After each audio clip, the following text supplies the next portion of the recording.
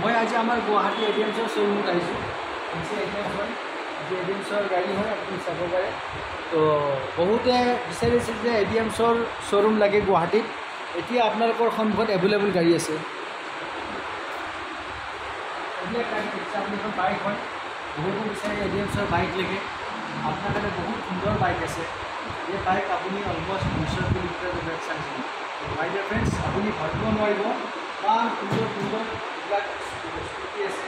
এইবিলাক স্কুটি এনেকুৱা ধৰণৰ ওৱান চাইজত অলমষ্ট আপোনাৰ 80 কিলোমিটাৰ, 100 কিলোমিটাৰ আছে, 150 কিলোমিটাৰ আছে, আৰু কিছুমান স্কুটিত আপোনাৰ 200 কিলোমিটাৰ প্লাছ 200 কিলোমিটাৰ প্লাছ আছে। এইটো গতিকে আপোনালোকৰ ভাবিছে এইবিলাক গাড়ী হয়, ইমান সুন্দৰ সুন্দৰ গাড়ী। আপোনালোকে গুৱাহাটীত আপোনালোকৰ কাৰণে শ্ব'ৰুম আছে।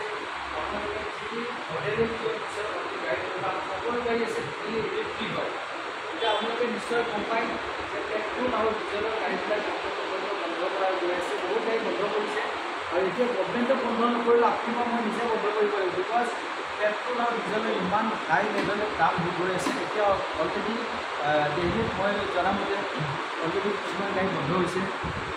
পেট্ৰল ডিজেলৰ বহুত নাটনি হৈছে।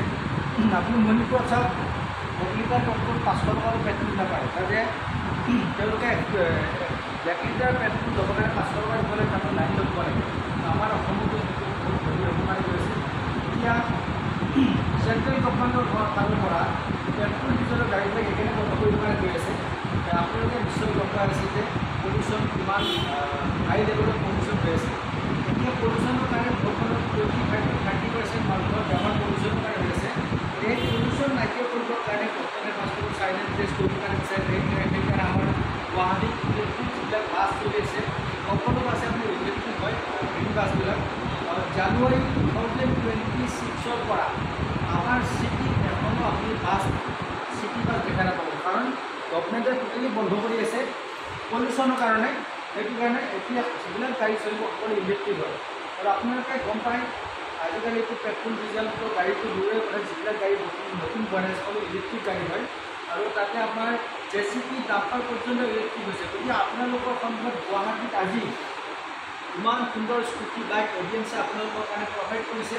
বাছ আপোনালোকৰ কম খৰচত মাত্ৰ 10 টকাৰ চাৰ্জ দিলে আপুনি অলমষ্ট 100 কিলোমিটাৰ যাব পাৰিব।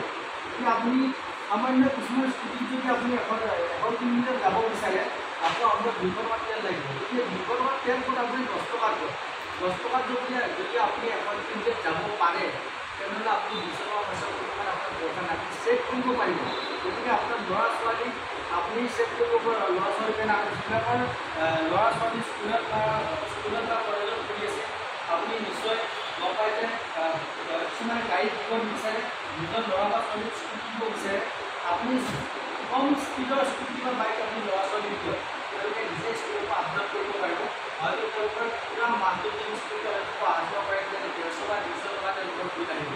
মানে ডেইলি 100 টকা যোৱাতকৈ আপুনি মাহত 150 বা 200 টকা খৰচা কৰাটো আপোনাৰ কাৰণে কাম নহয়। গতিকে সেইটো কাৰণে সেইবিলাক বেষ্ট কৰি কিনে আমাৰ এডিএমছে আপোনালোকৰ কাৰণে আমাৰ কাৰণে এইবিলাক গাড়ী আনিছে আৰু আনিছে স্কুটি আছে।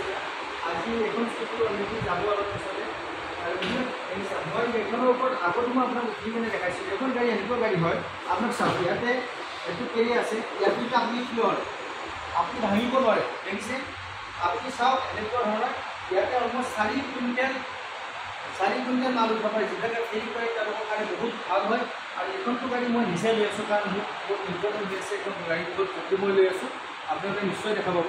আপোনালোকক মই এতিয়া লাষ্ট আপোনাক এটা ক'বৰ কাৰণে গৈছোঁ, আপুনি এতিয়া যদি চিৰিয়াছ নহয়, যিবিলাক গাড়ী আছে যদি সেই গাড়ীখন আপুনি আমাক যে বিক্ৰী কৰিব পাৰে, লাগিব পাৰে, ইমিডিয়েটলি আপোনাৰ যদি স্কুটি বাইক আছে ছেকেণ্ড হেণ্ড নতুন হৈ গৈছে, কিন্তু আপুনি বিক্ৰী কৰি কিনে আপুনি এডিএমছৰ স্কুটি আৰু বাইক আপুনি লৈ আপুনি জীৱন গঢ়ি তুলিব পাৰে, কাৰণ মানুহৰ পলিউশ্যনৰ পৰা বাচিব পাৰে, আপোনাৰ নিজৰ খৰচৰ পৰা আপুনি বাচিব পাৰে।